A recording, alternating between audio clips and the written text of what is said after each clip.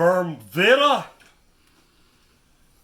para nosso humilde casa. That's Portuguese for welcome to our humble home. Y'all didn't know that, did you? We had just talked about it right before we started. We're still not sure it's right. Welcome to Saturday night at the Grateful Shed. That's Shed Head. Say it slow. You'll embarrass your Sunday school teacher. Folks, we are so beyond excited. Look at that right there. We got fried pork chops on the menu. I think we need to call that fried pork a la who? We got rice and that cast iron pot right there. We got some rice. We got some rutabagas, whom we love much. Bonnie, our sister, Bonnie, Our sister. who's been filming us for many years, has been gone for a while, and she's back. Yeah, and I'm glad she is back. Why's Right that? over there in the corner. Me too. I was getting a little, Shut Bonnie over there. She don't be shut. Shut Bonnie over there. I was getting a little stiffness in my shoulder. I was getting ready to ask you tonight if she didn't come if there was if Well, you here had we checked go. on Here we work- go. Here we go. No, I was going It's to just see like if you it's just had like any that workers' employee. compensation here. That's what. Well, it was like the employee told me. I said, no, but I need a little bit of workers' conversation. I ain't studying the conversation. Did she bring deviled eggs? She brought some deviled eggs That's all that matters. that come from her hen. chicken hind ends, homegrown deviled eggs, and there's 2 missing. I believe that was full when she arrived. I don't know. Will you please hurry up?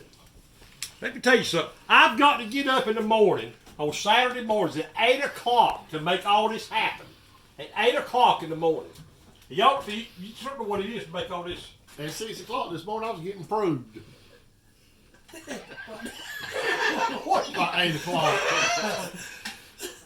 Let me tell you something. I don't know what you're talking about. I got probed. This is a clean show. Well, I was I close. just know I don't want to get probed at 6 o'clock in the morning. Well, I did this morning at Cargill, 6 o'clock. Where's Probed. Cargill? Where we sell soybeans.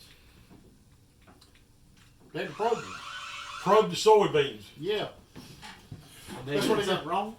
Huh? Had the soybeans done something wrong? You know, they go down and get a sample, get moisture. And Folks, like we're that. sorry you had to experience that part of our show. But as we move on, we got mashed potatoes, peas, Woodrow. Yeah. I met somebody the other day that said they growed up in the 40s, as you did, Yeah. and it was just post-depression, and they didn't have a whole lot, to enjoy or have a good time. Did you have a good time when you were growing up in the 40s? Yeah, I had a real good time when my brother let me ride in that tire. The biggest thrill we had, biggest thing we had to play with was a tire, and he would make me get in it and curl up, and he would roll me all the way around the house, just Must be a fast tire. I'm a racing tire. Must be a fast tire. It was a good year. Our producer over here, we have a Dutch apple pie that I cook in this cast iron pan. I wish y'all could smell that. And we got some vanilla ice cream to go over. And vanilla Vanilla bean. vanilla bean, vanilla. But I'm gonna tell you, forgot. folks, we do. What's that? I forgot. Our pig got his mask on. Yep. We're not social distancing, but he's got his mask on. I tell you, we have a good time out here, and I've had a good time this week and all that. But I just, since your Uncle Bud, you told me it was last video, Yep. and I didn't know it till, and we've been to a lot of funerals lately. Yes, we have. It's been tough around here, but your Uncle Bud has affected me because he was such an interesting man. I remember the last time I saw him, he had an old dog that kind of followed him around. He kept with him and Always, ever since I've been born, he had old wire hair. Wire hair dog. Yeah, with him. And 7 or 8 months before he died, the dog got to where he wouldn't listen to him. Wouldn't come to him, wouldn't do what he was supposed to do. And Uncle Bud didn't know exactly what to do about it, but the dog wouldn't obey. And so one of his buddies was over there at the house, and he said, well, let me look at that dog. So he looked at the dog, and the dog's ears were full of hair. Just full of hair. You know, Wire hair. Yeah, old wire hair. Couldn't get any sound waves through there. And his buddy said, you can carry that dog to the vet. They'll clean that hair right up. Save up. Yeah, cost you $150. That was not anything Uncle Bud was interested in doing. He loved that dog, but he loved that dog about $8 worth, not $150. So he said, but I tell you one thing you could probably try. They got this product out now. That's a hair removal product. He said, the stores around here won't have it. He said, but one of them big mega metro drugstores outside of Raleigh, he said, I hear they got that. So Little Bud drove Uncle Bud up to Raleigh, and they got that big mega drugstore. And it's all set up in different sections. They got a men's section, a ladies section and stuff. And all the clerks there are young pharmacist graduates. So all of them know what they're talking about. So Uncle Bud was in there, and he said, went over to the men's section, a young pharmacist there. He said, son, I'm interested in getting something for hair removal. Sir, I've got exactly what you need.